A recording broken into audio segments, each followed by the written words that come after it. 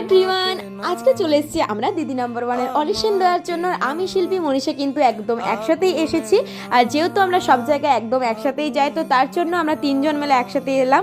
আর যেহেতু এটা তালডাংরা কমিউনিটি হলে এটা অ্যারেঞ্জ করা হয়েছিল, তো তার জন্য আমরা তালডাংরাবাসী হয়ে কেন মিস করব। তো আমরা তিনজন মিলে চলে গিয়েছি আজকে। এখানে একটা করে ফর্ম দিল, আর ফর্মের সাথে আমাদের এক কপি করে ফটো দিতে হচ্ছিল, বাকি আর কোনো রকম টাকা পয়সা লাগেনি। আমরা এটা নিয়ে এবারে ভিতরে এন্ট্রি নেওয়ার এন্ট্রি নেওয়া মাত্রই এত লোক দেখে আমরা প্রায় ঘাবড়ে গিয়েছিলাম। প্রচুর লাইন হয়ে গিয়েছিল, আমরা আধ ঘন্টা লেটে গেছি, তাতেই এত লাইন। মানে ভাবো এর পরে কি হবে। এমনি তো বিকেল 4টা পর্যন্ত লোকজন আসা যাওয়া করেছে, প্রচুর ভিড় হয়েছিল, প্রচুর।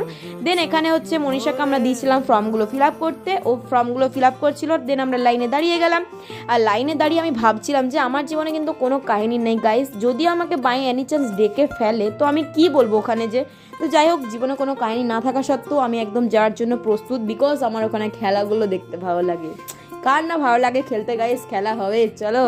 তো আমরা তালডাংরাবাসী একদম সবাই মিলে আজকে গিয়েছিলাম অডিশন দিতে। আর তালডাংরার কে কে তোমরা অডিশন দিয়েছো আমায় কিন্তু অবশ্যই কমেন্টে জানিও। আমরাও অডিশন দিয়েছি, এমনকি আমার অনেক ফ্রেন্ডসরাও দিয়েছে। ভাই তোরা একটু কমেন্ট করে দিস। যাই হোক, আমি জানি তোরা কমেন্ট করবি না। তারপর আমরা কিন্তু একদম সামনাসামনি চলে এসেছি। আর এখানে দাঁড়িয়ে অনেক মজা নিচ্ছিলাম যে এরপর অন্তত বাড়ি যেতে পারবো, কারণ বাড়ি যাওয়াটা মেন। এত লেট হয়েছে, মানে আর ভালো লাগছিল না। দেন আমাদেরকে সবাই মিলে আমরা 7 জন মিলে ঢুকেছিলাম ভিতরে, অনেক কোশ্চেন করলো, দেন বেরিয়ে গেছি। আর আমাদের সবাইকে নর্মালি ভালোই কোশ্চেন করেছে। তো চলো, তোমরা কিন্তু কমেন্ট করতে ভুলো না। নেক্সট ব্লগে দেখা হবে, টাটা।